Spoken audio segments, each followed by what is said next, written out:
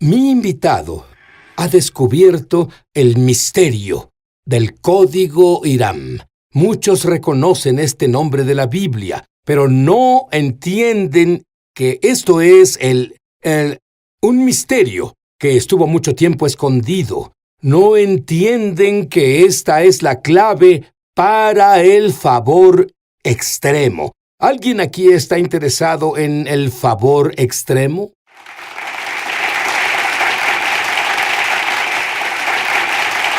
Sí, es difícil creerlo, pero mi invitado Ron Phillips era una persona declarada anticarismático, antilenguas y lenguaje sobrenatural. Pero entonces tuvo una visitación que cambió su vida para siempre. ¿Qué pasó? Bueno, estaba hablando en una conferencia, pero había planeado dejar el ministerio, porque faltaba algo, un vacío en mi vida y en mi corazón. Y después de escuchar a una mujer hablar sobre el Espíritu Santo, esa noche Dios me despertó a medianoche y llamó mi nombre 3 veces. La tercera vez, como Samuel, dije: «Habla, Señor, que tu siervo escucha». Me llevó a las Escrituras y leí el Salmo 92:10. Seré ungido con aceite fresco. Y en ese momento fui bautizado con el Espíritu Santo. Desmayé y cuando regresé, el lenguaje celestial, no supe qué era eso por semanas, en serio. Y es que sé que suena tonto, pero fluyó de mí y sabía que mi vida jamás sería la misma. Ahora, ¿por qué es que eres un portavoz tan franco sobre Israel? ¿Por qué? Bueno, los bautistas pelean por la Biblia. Lo que creemos y reformamos en nuestros seminarios es la inerrante e infalible palabra del Dios vivo. Y cuando comienzas a leer la Biblia, la doctrina de bendición aparece en Génesis. Y el verso clave es Génesis 12:3, donde Dios dice de Israel: «Bendeciré a quien los bendiga y maldeciré a quien los maldiga». Esa es la base de esto en mi vida, y te diré algo: si funciona. Si bendecimos a Israel y no intentamos reemplazarlo con algo, si bendecimos a Israel, Dios Todopoderoso derramará bendiciones sobre nosotros. De hecho, la mayoría de las veces que se usa bendición en la Biblia es en el Antiguo Testamento. Si la persona no entiende que ha sido injertada junto a la iglesia en la raíz de Israel, que es la iglesia, nunca experimentará la bendición que Dios quiere darle. Especialmente ahora. Esta es la época de extrema bendición, pero tengo que decirte que cuando ves las bendiciones, no solo es el dinero, no solo son las familias reintegradas, también tiene que ver con una mayor explosión del Espíritu Santo, un avivamiento. Explícalo, Ron. Sí, en verdad creo que estamos viviendo al principio del episodio final de avivamiento de lluvia tardía. Ha habido 2 épocas que son llamadas lluvia tardía. Y por cierto, la primera mención de lluvia tardía está en el Deuteronomio 11 y tiene que ver con Israel poseyendo la tierra. Bueno, luego en 1886 hasta Susa hubo un movimiento llamado lluvia tardía. Pero al mismo tiempo, Theodore Herzl escribió sobre el Estado judío y comenzó a hablar sobre el sionismo. El segundo fue en 1948, la Guerra de 6 días del 67. Tenías a Oral Roberts levantarse, a Rex Humbard, Billy Graham. Había mucho movimiento, pero Israel se volvió una nación. Y cada vez que la lluvia tardía sucedía en la historia, o era llamada así, tenía que ver con Israel poseyendo la tierra. Ahora estamos en la tercera época, Lee Oseas, donde habla sobre la lluvia tardía. El día 1 y día 2 te daré vida, pero al tercer día te levantaré. Estamos en ese periodo ahora. No solo va a ser un avivamiento, va a ser una impartición ungida de poder, tan poderosa que volverá y será explosivo. De hecho, pondrá al mundo de cabeza. Luego en Santiago 5, el pasaje más grandioso de la profecía que nunca se predica, habla de los judíos de la diáspora y dice: sean pacientes, recibirán la lluvia temprana y tardía. La lluvia tardía del fin está conectada con los judíos volviendo de la diáspora. Santiago lo escribió en Santiago 5. Volviendo a la tierra de Israel. Volviendo a la tierra y están volviendo. ¿Y por qué dices Y el mundo está diciendo lo opuesto, pero ¿por qué dices que los judíos deben tener la tierra de Israel? Porque están intentando legislar en contra. Así es. Lo único que debes hacer es volver al Génesis 12, a partir del verso 3, la bendición, al verso 7, les voy a dar la tierra. Y se encuentra en todos lados en el Antiguo Testamento. Dios prometió dar la tierra ahora.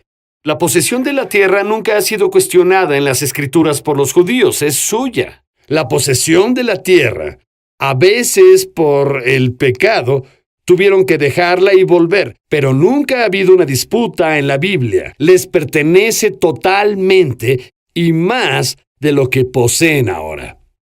Tú dices que es tan esencial en estos últimos días estar alineados con Dios. ¿A qué te refieres con eso? Alineado significa que estoy en la línea con lo que Dios ha dicho y lo que Él ha prometido. Y cuando mi vida se alinea con Israel, estoy justo donde debo estar. Y puedo decírtelo por experiencia.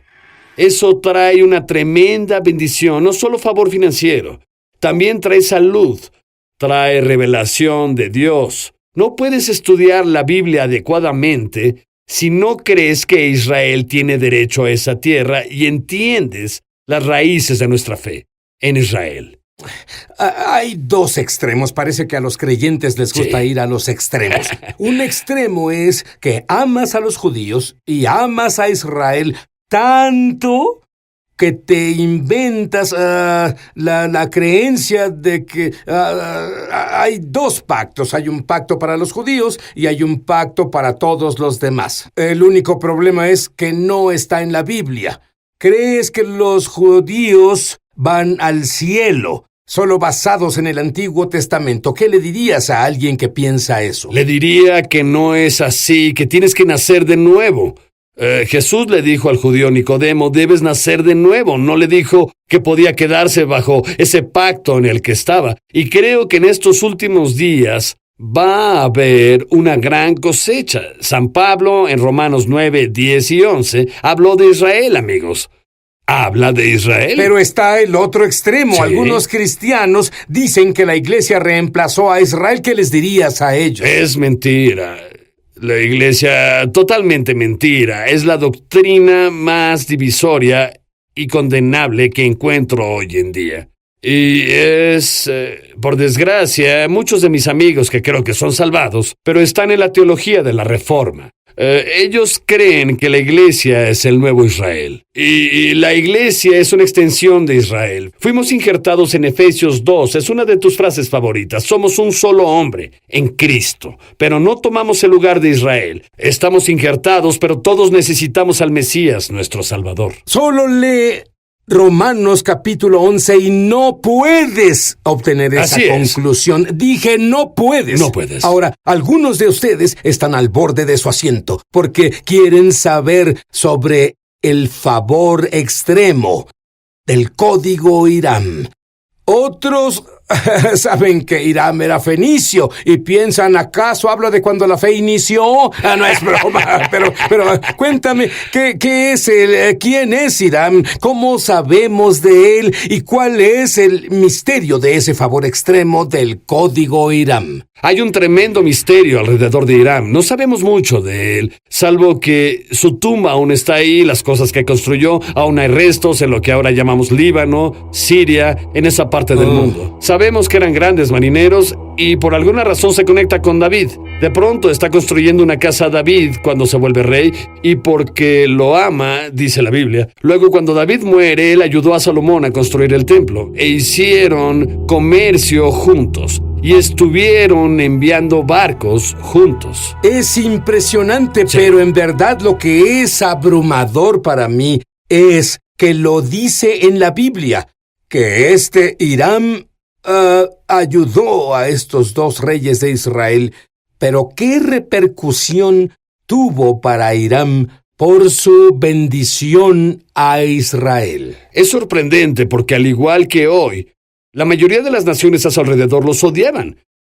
¿Por qué es esta la única nación que encontramos en la historia que aceptó a Israel? Y las repercusiones fueron enormes. Una vez que enseñaron a los judíos a navegar, Fue en ese momento en que llegaron a un acuerdo, esto es en el libro de Reyes, con Salomón, y comenzaron a navegar barcos que regresaban 3 años después, los enviaban cada año, y volvían con el oro de Ofir.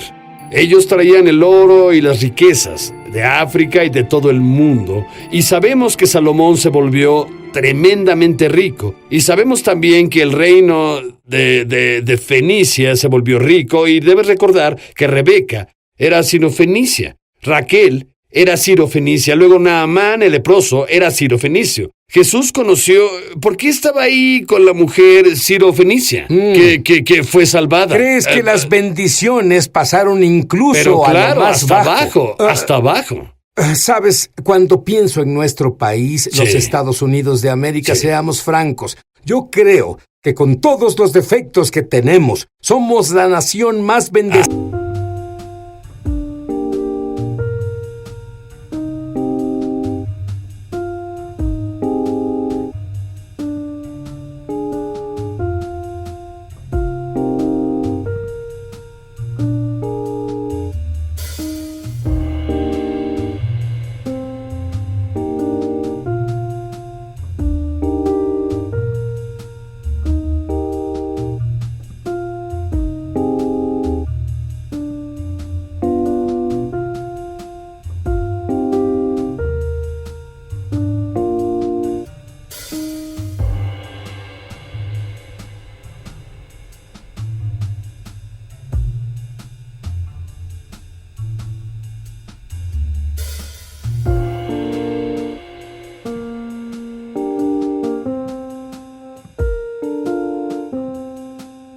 de la tierra. Pero hay razones espirituales. ¿Por qué esta nación es tan bendecida? Bueno, para comenzar, sabemos que durante la guerra revolucionaria, si no hubiera sido por un hombre judío que financió la guerra, nuestra nación no existiría. No habríamos tenido no podríamos comprar nada, no tendríamos armas. También sabemos que si tomas un billete de $1 y lo giras, mira el sello del lado derecho, ahí en las alas del águila está la estrella de 6 picos de David, y Washington creía que el libro de Apocalipsis, donde dice que Israel será llevado en las alas de un águila para que lo proteja, él creía que éramos un refugio para la nación de Israel. Y este país ha sido bendecido. Ahora piensa en esto. En 1948, 15 minutos después de que David Ben-Gurion declarara a Israel como una nación, Harry Truman la afirmó. Pero mira la bendición que vino. Mira el incremento financiero que llegó al país de Harry Truman hasta Ronald Reagan, como una breve interrupción de otros presidentes cuyos nombres no diré. Porque desde el 48, luego de la guerra, América ha sido tremendamente bendecida y creo que es por ese apoyo. Piensa en lo que emergió del gran avivamiento de sanidad después de que fue derramado en América. Siempre hay repercusión de lo sobrenatural, del avivamiento. Y por cierto, cuando un país se vuelve contra Israel, bueno, esta es la forma en que Dios lo orquestó. Yo, Dios, bendeciré a los que bendigan al pueblo judío. Yo, Dios, maldeciré a los que maldigan al pueblo judío. Pero puedo decirte esto, no importa lo que pase en esta nación, tú y tu casa serán bendecidos. Espera descubrir qué bendiciones están llegando a las personas que entienden la revelación de Hiram. Ahora volvemos. Es sobrenatural. Favor extremo. Cuando entiendes todos los principios del código Hiram, solo hablamos de uno. Sabemos que hablamos de dos, hablamos de avivamiento, hablamos sobre favor extremo para ti y tu casa. Háblame sobre el joven pastor. Sí, Eric Clark en el área de Hilton Head, no muy lejos de aquí. Eric pastoreaba, había pasado por muchas luchas y fue a una conferencia en nuestra iglesia hace unos 5 años. Uno de los predicadores le dio una palabra profética y volvió a Hilton Head, comenzó una iglesia, rentaban una propiedad. Mi hijo fue allá, eran amigos, y me llamó y dijo: papá, necesitas venir a ministrarle a estas personas y cerrar esta reunión. Así que fui y cerré la reunión del miércoles y me levanté a hablar y dije, no se quedarán en esta propiedad rentada. Eso salió de mi boca, sabes, por el Espíritu Santo y instrucción de los ángeles. Fue una reunión tremenda esa noche. Así que un par de meses luego, el pastor Eric me llamó y dijo, Pastor Ron, ¿qué necesito hacer? Nos dijo que seremos bendecidos. Dígame, ¿cómo voy a ser bendecido? Y dije, te voy a hacer una pregunta. ¿Estás apoyando a Israel de alguna manera? Y él dijo, creo en Israel, pero no tangiblemente. No lo hemos hecho. Y él dijo, ¿cómo puedo hacerlo? Y le dije, bueno, si quieres puedes financiar algunos de los trabajos que se hacen en Israel. Y entonces él envió $150 cada mes. Y ese era el inicio de una iglesia pequeña. Un día que llegué, mi hijo me llamó y dijo, papá, tienes que venir aquí, Eric te llama.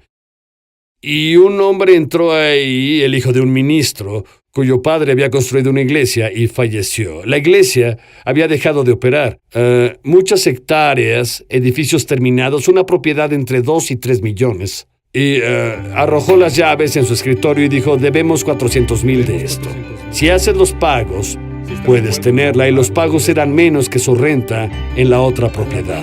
Y eso pasó en menos de 6 meses. Un cambio completo de su ministerio, así de rápido. ¿Qué hay de ti? ¿Cómo te ha afectado? Tú has vivido tu vida así. Cuando realmente comencé a conectarme, no solo mentalmente y en enseñanza, sino que comencé a sembrar allá, hice viajes, no solo viajes de turista, comencé a amar Israel, a apoyarlo. Dios me trajo, no tengo deudas, todos mis hijos son creyentes sirviendo al Señor. Mi hijo acaba de terminar un doctorado y salió del mundo secular hace 10 años, fue llamado y ahora está dirigiendo a la iglesia, dándonos un legado. Mi hija en Knoxville trabaja en Fellowship Church allá, es muy activa en esa gran iglesia. Tú me hablas sobre esos pastores que han sido bendecidos. Sigo oyendo sobre pastores, pero Ron me dice que ha estado enseñando estos principios a su congregación. Dime,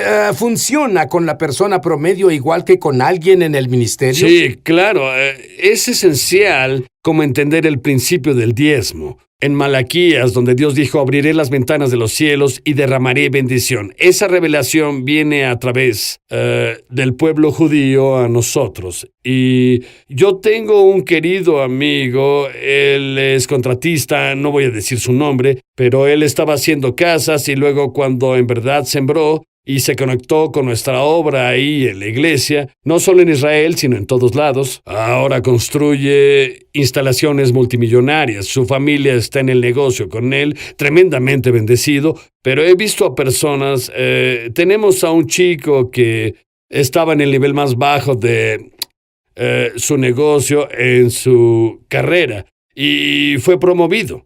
Encima de 2 o 3 personas, eran mayores que él, y ellos, hay muchos ejemplos. Tú hablaste sobre, ojalá tuviéramos más tiempo, hablaste sobre algo que nunca había oído a nadie enseñar, la llave de Isaac, brevemente.